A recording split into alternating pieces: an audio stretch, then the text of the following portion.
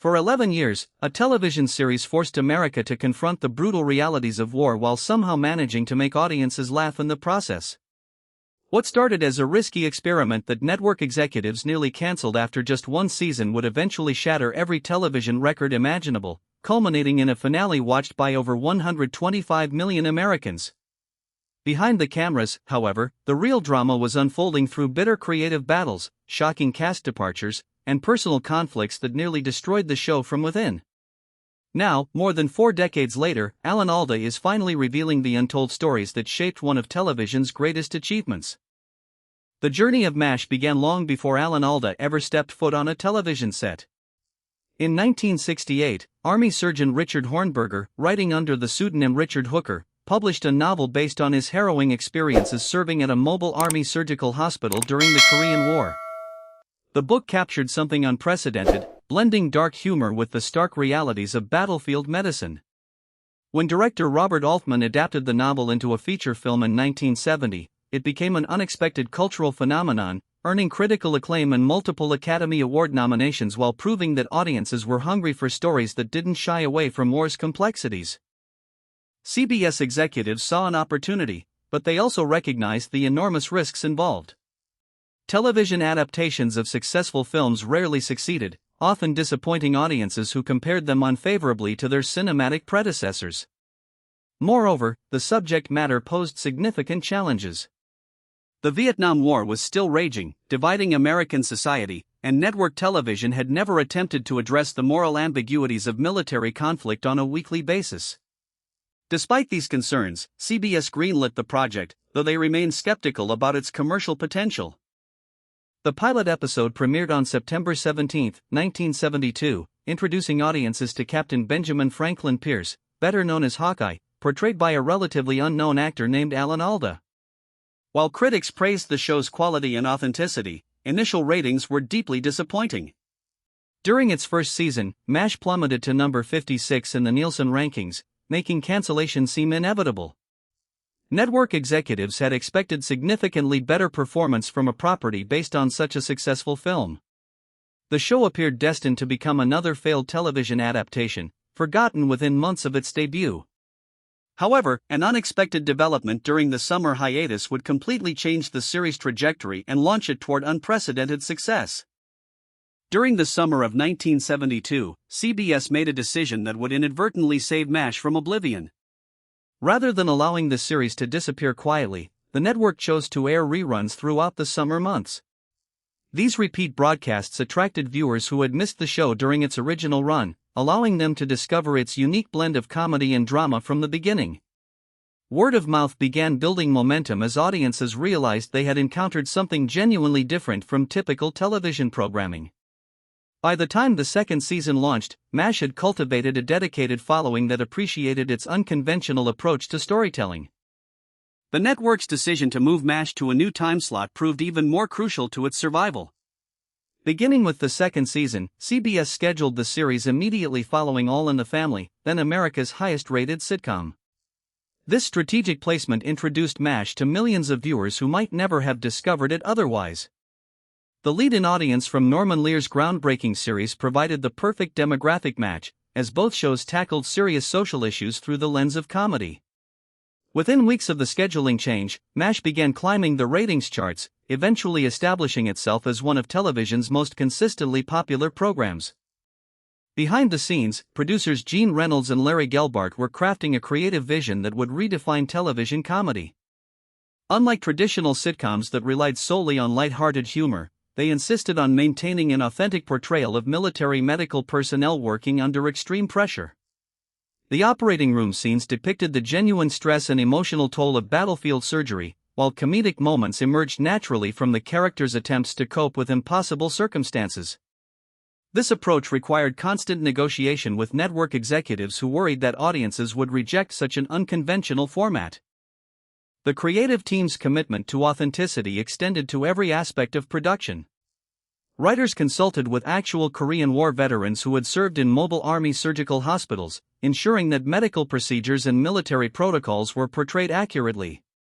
The outdoor sets were meticulously designed to recreate the appearance of a functioning field hospital, complete with authentic equipment and realistic living quarters. Even the show's famous opening theme, an instrumental version of "Suicide is Painless," reinforced the series' willingness to address dark subject matter that other sitcoms avoided entirely. As MASH gained popularity, however, creative tensions with CBS intensified. Network standards and practices departments began scrutinizing scripts more carefully, concerned that the show's increasingly serious tone was pushing beyond acceptable boundaries for primetime television. These conflicts would soon escalate into major battles over content, setting the stage for some of the most contentious negotiations in television history. The creative battles between the MASH production team and CBS executives became legendary within the television industry, with conflicts erupting over nearly every aspect of the show's content. Network censors regularly demanded changes to scripts, arguing that certain storylines were too dark or controversial for mainstream audiences. Language restrictions became particularly contentious, with CBS refusing to allow words like virgin to appear in dialogue, forcing writers to constantly revise their scripts or find creative workarounds. These limitations frustrated the creative team, who believed that sanitizing military life undermined the show's authenticity and emotional impact. One of the most significant battles involved the use of canned laughter during dramatic moments. Gene Reynolds and Larry Gelbart adamantly opposed adding laugh tracks to operating room scenes, arguing that audience laughter during life-and-death situations would destroy the show's credibility. After weeks of heated negotiations, CBS reluctantly agreed to remove the laugh track from surgical sequences, creating one of MASH's most distinctive characteristics. This compromise allowed the series to seamlessly transition between comedy and drama within individual episodes, establishing a template that future television shows would follow for decades. Blood visibility during medical scenes sparked another major confrontation with network standards. CBS demanded that surgical procedures minimize visible blood to meet broadcast guidelines, requiring the production team to develop innovative staging techniques that preserved medical authenticity while satisfying censorship requirements. Camera angles, lighting, and editing were carefully orchestrated to suggest the intensity of battlefield surgery without explicitly showing graphic details. These creative solutions actually enhanced the show's impact, forcing viewers to use their imagination while maintaining the emotional weight of the scenarios. The network's discomfort with MASH's evolving tone became increasingly apparent as the series gained critical acclaim. CBS executives privately described the show as a situation tragedy rather than a situation comedy, reflecting their uncertainty about how to market a program that defied traditional genre classifications. Some scripts were rejected entirely because they addressed subjects deemed too sensitive for primetime television, while others required multiple revisions before receiving approval. Despite these obstacles, the creative team remained committed to their vision of television that could entertain audiences while challenging them intellectually and emotionally. Alan Alda emerged as a crucial advocate for maintaining the show's creative integrity during these negotiations. His growing influence as the series star gave him leverage in discussions with network executives, and he consistently supported the writers' efforts to tackle controversial subjects. However, even Alda's diplomatic approach couldn't prevent the personal conflicts that were beginning to develop within the cast itself, tensions that would soon explode into public view and threaten the very foundation of the show's success.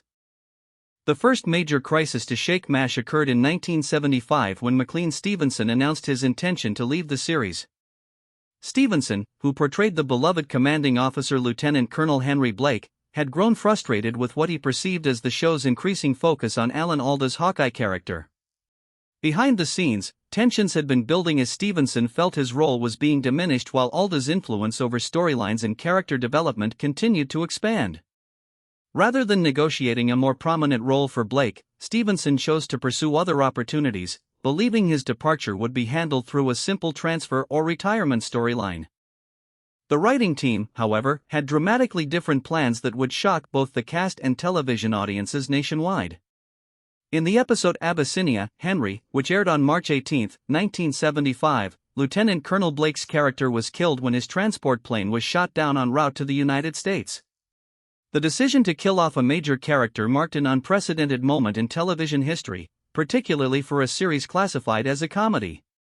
Most remarkably, the majority of the cast learned about Blake's death only during the filming of the final scene, ensuring that their emotional reactions were completely genuine and unrehearsed.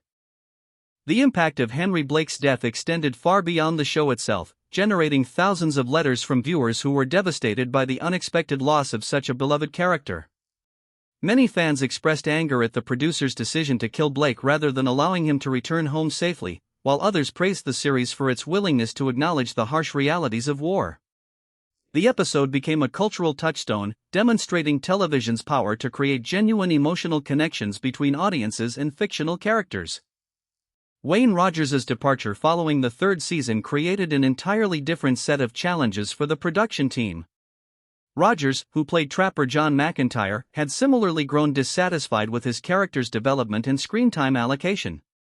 Unlike Stevenson's dramatic exit, Rogers's departure was handled quietly, with Trapper John simply completing his tour of duty and returning home between seasons. The character's absence was explained briefly in dialogue, and Mike Farrell was introduced as B.J. Honeycutt to fill the void left by Rogers's exit. These cast changes fueled widespread speculation about the atmosphere behind the cameras, with entertainment journalists reporting rumors of ongoing conflicts between cast members over billing, storylines, and creative control. While the principals involved rarely discussed these tensions publicly during the show's original run, the departures clearly indicated that not everyone was satisfied with the collaborative process that had made MASH such a critical and commercial success. Despite ongoing behind-the-scenes tensions, MASH continued to dominate television ratings throughout the late 1970s and early 1980s, consistently ranking among America's most-watched programs.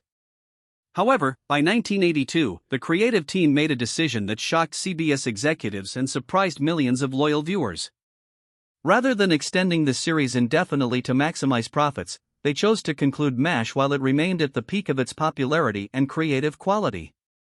This decision reflected Alan Alda's growing influence over the show's direction, as he had become increasingly concerned about maintaining the series' artistic integrity rather than simply prolonging its commercial success. The production of the final episode, titled Goodbye, Farewell and Amen, became one of the most ambitious projects in television history. CBS agreed to an unprecedented 2.5-hour finale, giving the creative team the time needed to properly conclude each character's journey. Alan Alda not only starred in the episode but also served as its director, ensuring that the series would end with the same vision that had guided its most successful years. However, an unexpected natural disaster nearly derailed the entire production when a massive wildfire swept through the Malibu Creek State Park location where the outdoor scenes had been filmed for over a decade. Rather than rebuilding the destroyed sets, the production team made the remarkable decision to incorporate the fire's aftermath directly into the storyline. The images of the devastated camp that appeared in the finale were not special effects but actual footage of the real destruction caused by the wildfire. This decision perfectly embodied the show's commitment to authenticity, turning an unexpected tragedy into a powerful metaphor for the end of the characters' shared experience. When Goodbye, Farewell and Amen aired on February 28, 1983, it achieved something that no scripted television episode had accomplished before or has accomplished since. An estimated 125 million Americans watched the finale, earning a Nielsen rating of 60.2 and capturing 77% of all television viewers that evening. The episode remains the most watched scripted television program in American history, a record that stands even in today's fragmented media landscape.